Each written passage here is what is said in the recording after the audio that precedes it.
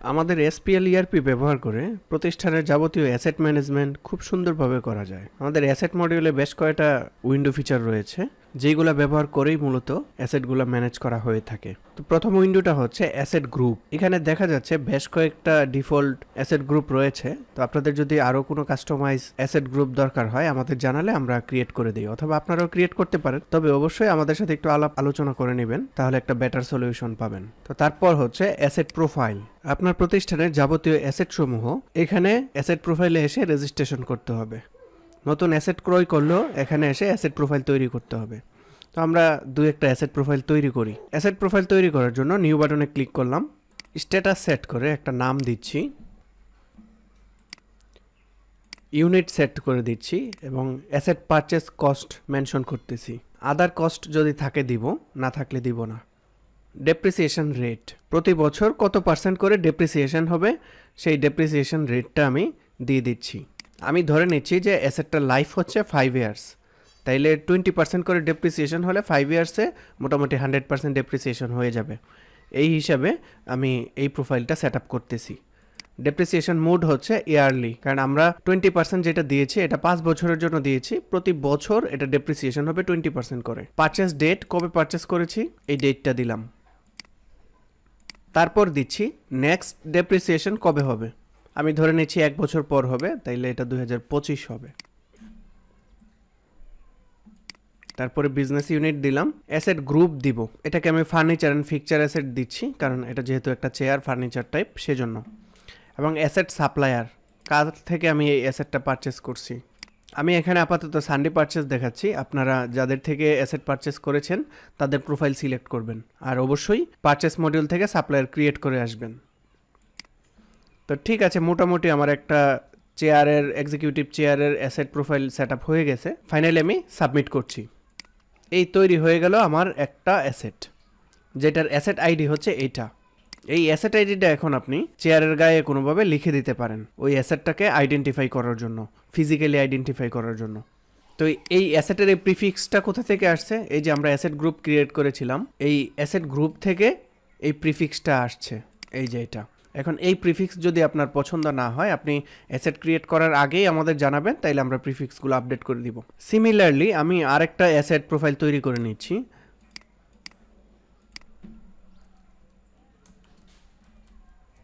আপনি আপনার পছন্দসই কোনো একটা নাম দিবেন।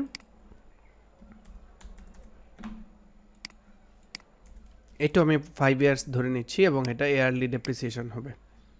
আপনার যদি আদার্স কোনো কন্ডিশনে ডেপ্রিসিয়েশন করতে হয় তাহলে ওইগুলো সিলেক্ট করতে পারেন।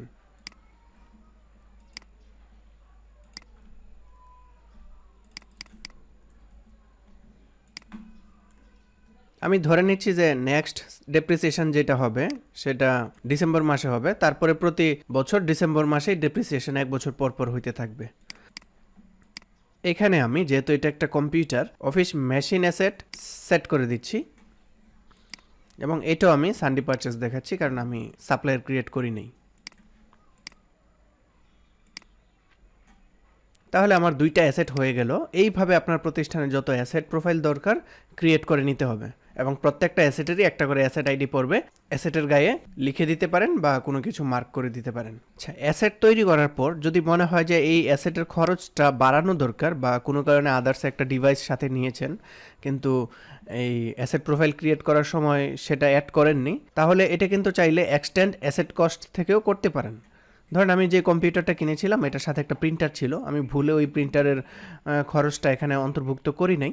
তাহলে কি হবে, আমি পরে এক্সটেন্ড অ্যাসেট কস্টে এসে ওই প্রিন্টারের দামটা আমি এখানে এক্সটেন্ড করে দিতে পারবো। ধরেন আমি 5,000 টাকা দিয়ে ওইটা কিনেছিলাম, প্রিন্টার বা স্ক্যানার যাই হোক। তো এই খরচটা এখানে লিখে, অ্যামাউন্টটা লিখে আমি যখন সাবমিট করব আমার এই অ্যাসেট কস্টটা এক্সটেন্ড হয়ে যাবে। এখন দেখা যাচ্ছে যে আমার এটার দাম 55,000 হয়ে গেছে, মানে আরও 5,000 এক্সটেন্ড হয়েছে। তো এইভাবে প্রত্যেকটা অ্যাসেটের দাম কিন্তু এক্সটেন্ড করা যায়।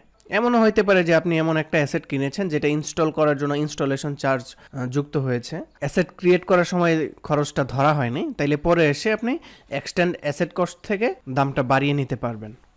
আচ্ছা, আমার তো অ্যাসেট তৈরি করা হয়ে গেল, এখন অ্যাসেট ডেপ্রিসিয়েশনের পালা। তো সফটওয়্যার কিন্তু আমাদের বললে আমরা অটোমেটেড ডেপ্রিসিয়েশন সিস্টেমটা চালু করে দিই, ডেইলি, মাসিক, বাৎসরিক ডেপ্রিসিয়েশন করতে থাকবে। তো এটা গেল অটোমেটেড ব্যাপার। এরপরও আপনি যদি ম্যানুয়াল কোনো ডেপ্রিসিয়েশন স্লিপ তৈরি করতে চান, তাহলে আপনি ম্যানুয়াল ডেপ্রিসিয়েশন স্লিপে এসে কোনো একটা অ্যাসেটের ম্যানুয়াল ডেপ্রিসিয়েশন দেখাইতে পারবেন। যদি আমি এই কম্পিউটারটার ম্যানুয়াল একটা ডেপ্রিসিয়েশন দেখাইতে চাই, তাহলে এডিট বাটনে আসবো, এসে এখানে ডেপ্রিসিয়েশন অ্যামাউন্ট দেখিয়ে দিব। আমি ধরে নিচ্ছি আনুমানিক একটা 5,000 টাকার আমার ম্যানুয়াল ডেপ্রিসিয়েশন দেখাইতে চাই। তারপরে বাদবাকি যেটা থাকবে ওইটা রেগুলার ডেপ্রিসিয়েশন হইতে থাকবে।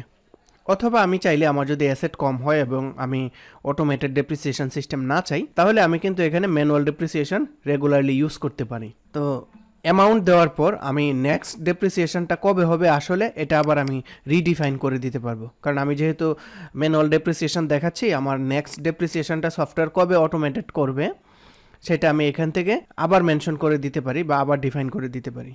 আমি ধরে নিচ্ছি যে এটা 30 তারিখ থেকে 30 তারিখ হবে, একটু কারেকশন করে নিলাম। আপনারা আপনাদের অ্যাকচুয়াল সিনারিও অনুযায়ী নেক্সট ডেপ্রিসিয়েশন ডেটটা সেট করে নেবেন, কারণ এখন এই ম্যানুয়াল ডেপ্রিসিয়েশনটা করতেছি মানে এখন তো হয়েই যাচ্ছে, নেক্সট সফটওয়্যারে এই মেনশন করা ডেটে এসে সে ডেপ্রিসিয়েশন পার্সেন্টেজ অনুযায়ী ডেপ্রিসিয়েশন অটোমেটেড ডেপ্রিসিয়েশন করে ফেলবে।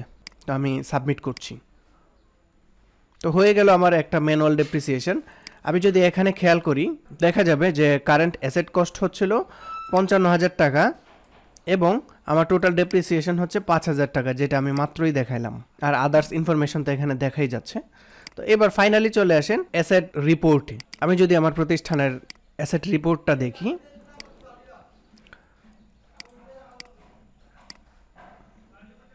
তাহলে দেখা যাবে যে আমরা দুইটা অ্যাসেট ক্রিয়েট করেছিলাম এবং এটার অ্যাসেট রিপোর্টটা এরকম যে অ্যাসেট কস্ট ছিল 55,000 টাকা কম্পিউটারের জন্য এবং ডেপ্রিসিয়েশন আমরা সেট করে দিয়েছিলাম 20% 5 ইয়ার্সের জন্য, এবং কত তারিখে পারচেস করেছি, লাস্ট ডেপ্রিসিয়েশন কবে হয়েছে।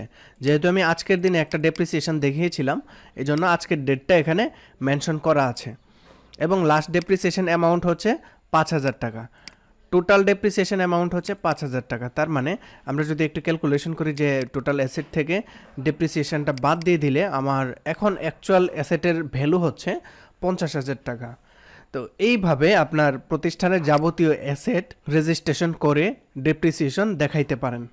এবং যদি অটোমেটেড ডেপ্রিসিয়েশনটা চালু করে দেন বা আমাদের বলেন চালু করে দেওয়ার জন্য, তাহলে আপনার প্রতিষ্ঠানের যাবতীয় অ্যাসেটের দায়ী দায়িত্ব সফটওয়্যার অটোমেটিক্যালি সবকিছু করবে, আপনার ম্যানুয়াল ডেপ্রিসিয়েশন কোনো কিছুই করতে হবে না। তো চলেন অ্যাসেটের লেজার রিপোর্টটা একটু দেখি ফিনান্সিয়াল মডিউল থেকে, যে আসলে ডেপ্রিসিয়েশনটা কিভাবে হয়েছে বা সফটওয়্যার কি করেছে।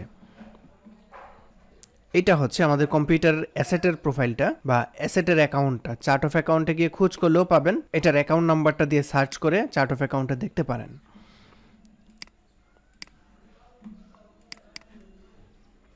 তো আমি লেজার রিপোর্টটা খোলার পর দেখতে পাচ্ছি যে অ্যাসেটটা 50,000 টাকা দিয়ে কিনা হয়েছিল এবং 5,000 টাকা পরে এক্সটেন্ড করা হয়েছিল এবং একটা ডেপ্রিসিয়েশন দেখানো হয়েছে যেটা ক্রেডিট হয়েছে 5,000 টাকা। তার মানে ফাইনালি অ্যাসেটের ভ্যালুটা 50,000 টাকা। এখন আপনি ব্যালেন্স শিট রান করলেও এই 50,000 টাকা দেখতে পাবেন, তারপর ট্রায়াল ব্যালেন্সেও দেখতে পারবেন, মানে যাবতীয় রিপোর্টগুলো কিন্তু ওই অনুযায়ী আপডেট হয়ে গেছে। তো অ্যাসেটটা যে ডেপ্রিসিয়েশন হয়েছে, এখানে তো ক্রেডিট হয়েছিল, আমরা দেখলাম যে 5,000 টাকা ক্রেডিট হয়েছে। তো ডেবিট আসলে কি হয়েছে? ডেবিট হয়েছে আমরা যে অ্যাসেট গ্রুপ ক্রিয়েট করে রেখেছি এবং কনফিগার করে রেখেছি ওই অনুযায়ী, এবং ওই অ্যাকাউন্টটা হচ্ছে এইটা ডেপ্রিসিয়েশন এক্সপেন্স। এই যে এই অ্যাকাউন্টটা, এটা লেজারটা যদি আমরা চেক করি দেখতে পাবো যে এটাতে একটাই এন্ট্রি হয়েছে এবং ম্যানুয়াল ডেপ্রিসিয়েশন হয়েছে 5,000 টাকা, যেটা ডেবিট হয়েছে, এবং টোটাল ডেপ্রিসিয়েশন হয়েছে এই পর্যন্ত কোম্পানিতে 5,000 টাকা। আমার যদি আরও ডেপ্রিসিয়েশন হইতো এখানে আরও রেকর্ড চলে আসতো, এবং এটার ভাউচার নাম্বারটা হচ্ছে 22। আমরা চাইলে 22 ভাউচারটাও দেখতে পারি, তাহলে একই জিনিস দেখা যাবে।